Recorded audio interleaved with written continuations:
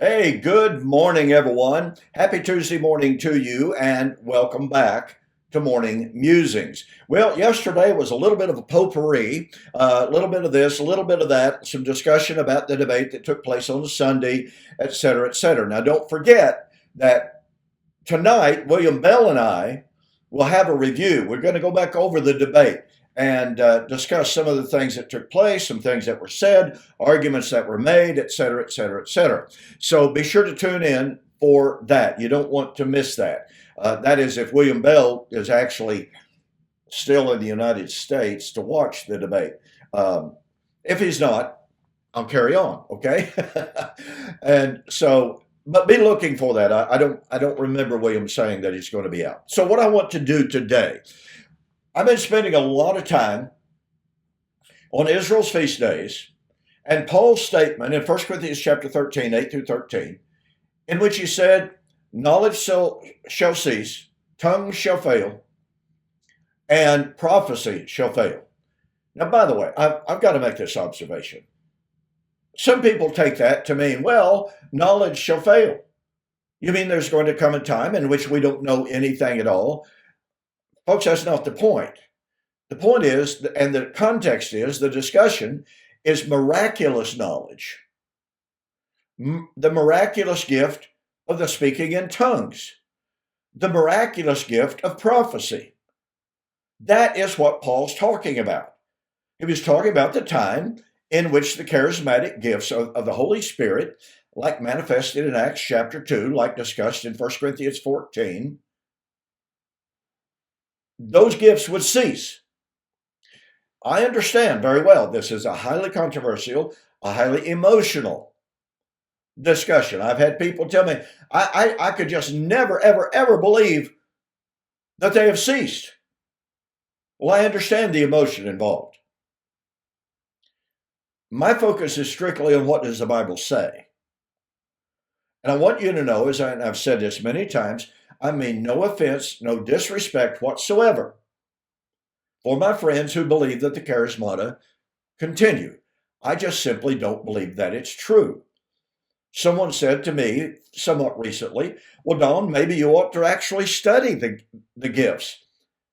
And again, I mean no disrespect, but let me tell you, I've been studying the gifts for over 55 years. This is an area of intense interest to me when I was a senior, junior, and senior in high school. I attended Pentecostal revivals. I had friends who were charismatic. And we talked and we discussed and we studied the Bible together. It's not like this is a subject that I just decided to take on recently. I have an extremely long history of both interest in and research of the whole issue of the charismata. Okay, so been talking about this, and Paul was very clear that the charismatic gifts would end at the time when the face-to-face, or the eye-to-eye, as Isaiah calls it, the face-to-face would arrive. Now, let me summarize. This may seem to some of you a bit redundant to what I covered last week, but this is critically important. This will summarize. It may involve tomorrow as well, but I want to summarize as succinctly as possible, as powerfully as possible, as clearly as possible, what it means to take certain positions in regard to the charismatic gifts. Now, in the eschatological fields, all right, it's extremely common for amillennialists and postmillennialists to affirm the charismatic gifts have ended. Kenneth Gentry has written a little book on the gift of tongues and the end of the charismata. I offer that book on my website, by the way. Gentry did just a pretty decent job on that. There are some areas that I would differ with him. I'm a full preterist. He's obviously not. But nonetheless, he does take the position that the charismatic gifts, including the gift of tongues, has ceased. He's even debated the issue. Okay? In the amillennial world in which I was raised, it is just taken for granted that the charismatic gifts have ended. Now, there's a world of division and confusion in the amillennial world, because in the amillennial world and fellowship in which I was raised, when Paul said, when that which is perfect is come, that is not understood at all to be a reference to the day of the Lord of 1 Corinthians chapter 1, when Paul said the Corinthians came behind in no gift, waiting for the day of the Lord. They were enriched in all wisdom and in all knowledge. Those are the miraculous gifts of the Holy Spirit. And those gifts had, past tense, confirmed them, and those gifts would continue to confirm them until the day of the Lord. So, in the amillennial world in which I was raised, the argument is given, well, Paul wasn't saying the gifts would continue until the day of the Lord. Well, of course he was. You have to just severely distort and pervert 1 Corinthians chapter 1, 4 to 8 to deny that Paul was saying the gifts would continue in the Corinthians until the day of the Lord. And I can tell you this, in numerous formal public debates between Church of Christ ministers and charismatics, 1 Corinthians chapter 1, 4 to 8 has given the Church of Christ ministers absolute fits. So much so that in one debate, the Franklin Woods debate, and look, Guyan Woods was known as one of the premier debaters in the entire history of the modern Church of Christ. Ben Franklin was a former member of the Churches of Christ, and Ben Franklin basically camped out on 1 Corinthians chapter 1, and it was more than obvious that Woods did not know how to respond, but he finally, much to the chagrin of his brethren, finally affirmed that the day of the Lord there was AD 70. It was stunning. It was shocking. And boy, did he catch a lot of heat for that. But the point of it is, there's confusion in the all-millennial world about the time of the cessation of the gifts. The same is true even in the post-millennial world. There's just simply an agreement that they ended in the first century, or they ended when the last person upon whom an apostle laid his hands and imparted the gifts to them, that person died. So that puts it somewhere in the early second century. Well, honestly, there's no biblical support of that. It just simply will not work. So here is what I have suggested to you. And I will say this, in all of the literature that I have read on the end of the charismata, and there are individuals, okay? There have been a lot of people, ministers, excellent students, who have come to the conclusion that the charismatic gifts ended in AD 70, at the end of the age. Well, I certainly agree and concur with that position, but I do not know of anyone that has correlated Isaiah 52 with 1 Corinthians chapter 13 in the way that I'm doing. Now, as I've told you before, it always really scares me, and I try to be extremely cautious in making arguments that I've not read before. That doesn't mean that I don't believe what I present. I have tested this idea. I've put it to the test with men that I highly, highly respect. Not one of them had ever seen the argument like I presented it. But when I presented it, it blew them away. And they said, that works. Does that prove it's correct? Not within itself. But when I have challenged charismatic people with this argument, not one of them has answered it. Here's my argument in a nutshell. Paul said that his gospel, his doctrine, his eschatology was nothing but the hope of Israel. I'm not going to take the time to quote all the verses that I've quoted 1,000 times here on my channel. Paul said his eschatological hope, hope of the resurrection, which is Sukkot, would be the fulfillment of Sukkot. Go back and watch last Wednesday's video on the fulfillment of Sukkot and Revelation as I discussed that relationship. All right?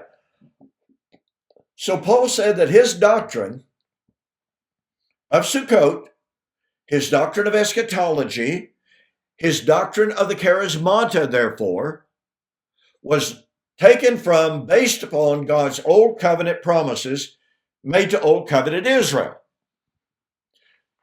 Point number 2, that means that when Paul talks about the coming of that which is perfect, when Paul talks about the coming of the time of the face-to-face, when the charismatic gifts would end, Paul is focused on the gifts ending when God's promises to Old Covenant Israel were fulfilled.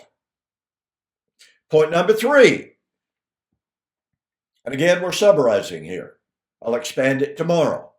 Point number 3, in Isaiah chapter 52, in its prediction, and it's messianic, in its prediction of Isaiah 52 is full of so many motifs. It's got second Exodus in it. It's got the wedding of Israel in it. It's got the resurrection in it, all of which I will delineate tomorrow.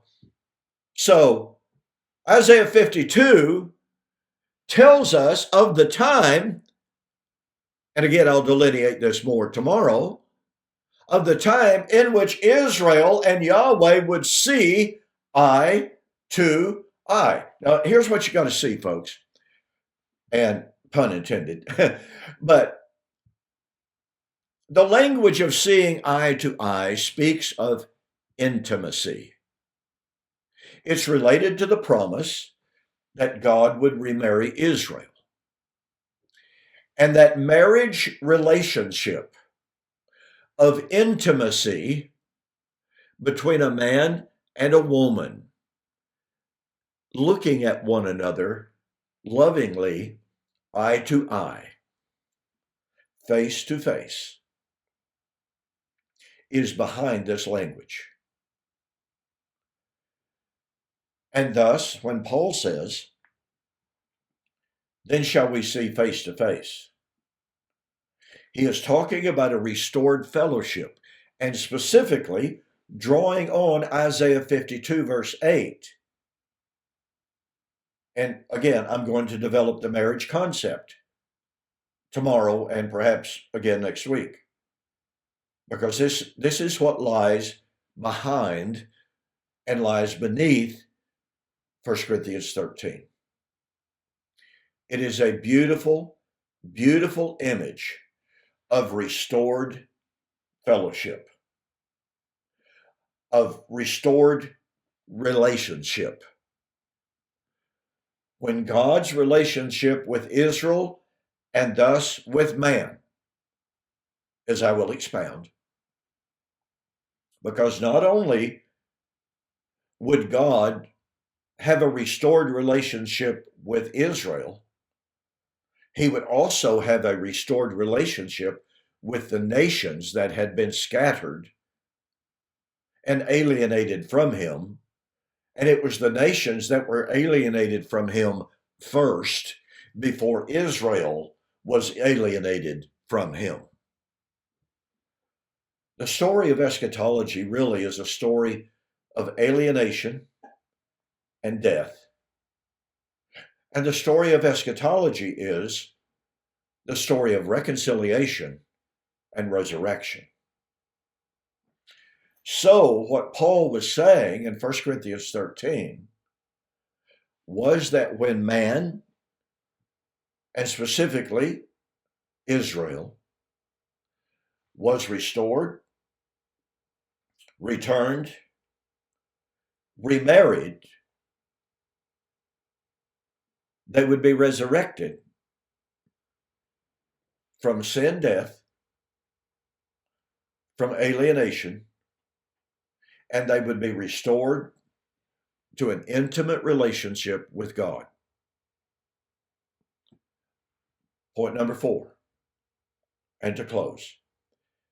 If the face-to-face has not become a reality, then Israel still remains God's covenant people, awaiting her restoration, awaiting her reconciliation, awaiting her remarriage, awaiting her resurrection. And if Israel is still waiting for reconciliation, restoration, then you and I are still waiting on that as well. And thus, for people to affirm, oh, we're saved, we're in a relationship with God today. Mankind has been restored to the presence of God. Not unless the face-to-face has come. Okay, more on this on the flip side. I'll see you there.